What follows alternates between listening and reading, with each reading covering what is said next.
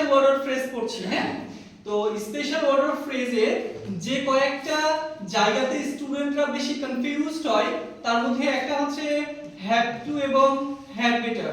What is the difference between have to and had better? এই দুইটার অর্থ আপাত দৃষ্টিতে একই মনে হলেও এর ভেতরে সামান্য সূক্ষ্ম কিছু পার্থক্য আছে। এই পার্থক্যগুলো যদি আমরা না জানি তাহলে পরীক্ষায় এটা কি হয়ে যাবে? ভুল হয়ে যাবে। একটা ভুল হলে দুটো ভুল হয়ে যাবে।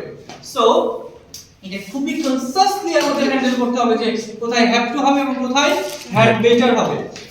দেখো, যখন তুমি ফ্রি হ্যান্ড রাইটিং করবা বা অন্যান্য যেগুলো টপিক করবা তখন হ্যাভ টু এবং হ্যাড বেটারের মধ্যে তেমন আহামরি কোনো পার্থক্য নেই।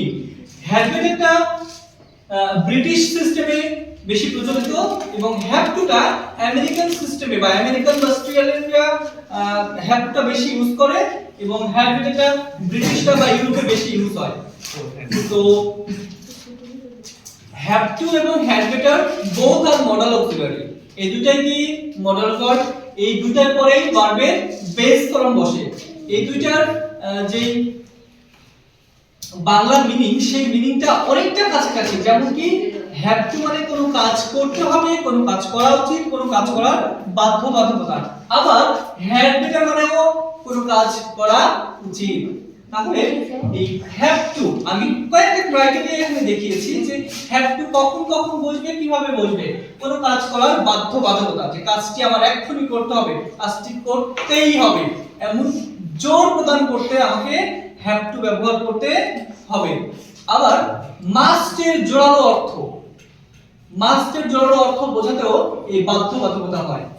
কোন কাজ সংগঠিত হয়ে গেছে, অলরেডি কাজটি কি সংগঠিত হয়ে গেছে, এমন বোঝাতে অবশ্যই হ্যাভ টু ব্যবহার হবে। ঠিক আছে?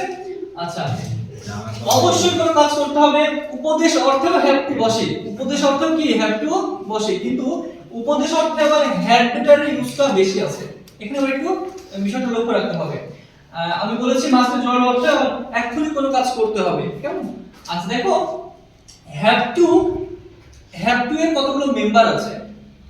যখন সাবজেক্ট প্লুরাল হবে তখন অবশ্যই হ্যাভ হবে, হ্যাভ টু হবে। যখন সাবজেক্টটা সিঙ্গুলার হবে তখন অবশ্যই কি হবে? হ্যাজ হবে। কি হবে? হ্যাজ হবে। আর যদি টেন্সটা পাস্ট টেন্সে থাকে তাহলে হ্যাড হবে। কি হবে? হ্যাড হবে। আমি অবশ্যই এক্সাম্পল করে দিয়েছি এখানে যে this is a serious accident and the weather was so cloudy। এটা কি পাস্ট ইনডিফিনিট টেন্সের একটা example. they had to stay on hotel, তাদের হোটেলে অবস্থান করতে হয়েছিল। কেমন? তো দেখো কাজটি অলরেডি হয়ে গেছে, পাস্ট টেন্স, পাস্ট টেন্সের কাজটি হয়ে গেছে, এখানে অবশ্যই had to। কি হবে? had to। আর দেখো had to পরে ভার্বে বেস ফর্ম। কি হবে? ভার্বে বেস ফর্ম। কেমন?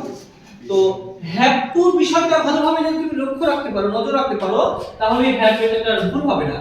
had বেটার কোনো ভার্বে বেস ফর্ম হবে, কোনো কাজ করা উচিত বোঝাতে had বেটার ব্যবহার হবে, should এর জোরালো অর্থ বোঝাতে had বেটার হবে। কেমন? एग्जांपल একটু ফলো করো। road accident is the most pronounced verb in recent era or recent time। বর্তমান সময়ে রোড অ্যাক্সিডেন্ট সবথেকে বহুল প্রচলিত, বেশি উচ্চারিত একটা শব্দ। তোমাকে কেউ উপদেশ দিচ্ছে, ইউ ড্যাশ ড্রাইভ কেয়ারফুলি। তোমাকে কেউ উপদেশ দিচ্ছে তুমি সাবধানে ড্রাইভ করবা। ঠিক আছে? যেখানে যাবা সাবধানে যাবা।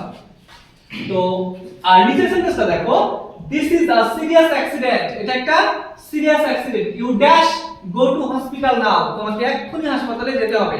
আমি একটা কথা বলি, এটা মনোযোগ দিয়ে শোনো যে যখন এই হ্যাভ টু এবং হ্যাড বেটার নিয়ে কনফ্লিক্ট হবে, সংঘর্ষ বাঁধবে, তখন তুমি কি করবা? এই দুটি সেন্টেন্সকে আলাদা করে নিবা। আমি স্পেশাল অর্ডার ফ্রেজ যখন করবা তুমি, তখন এই দুটো সেন্টেন্স কি করবা? আলাদা করে নিবা। আলাদা করে নেওয়ার পরে দুইটা সেন্টেন্সকে কম্পেয়ার করবা যে কোন সেন্টেন্সে বেশি গুরুত্ব বুঝিয়েছে, কোন সেন্টেন্সটা এক্ষুনি করতে হবে, কোন সেন্টেন্সের কাজ কি এক্ষুনি করা উচিত, এক্ষুনি করতে হবে, দেরি করা যাবে না, অথবা কোন সেন্টেন্সের কাজ হয়ে গেছে।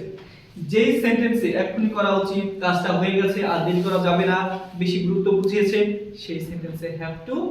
আর যেই সেন্টেন্সে পরে করলেও হবে, যে সেন্টেন্সের কাজ পরে করলেও হবে, যে সেন্টেন্সের কাজটি উপদেশ অর্থে ব্যবহার হয়েছে, সেই সেন্টেন্সে হবে had better. That's the explanation about have to and had better. আমি আশা করি এরপর থেকে হ্যাভ টু এবং হ্যাড বেটার নিয়ে আর কোনো প্রবলেম হবে না।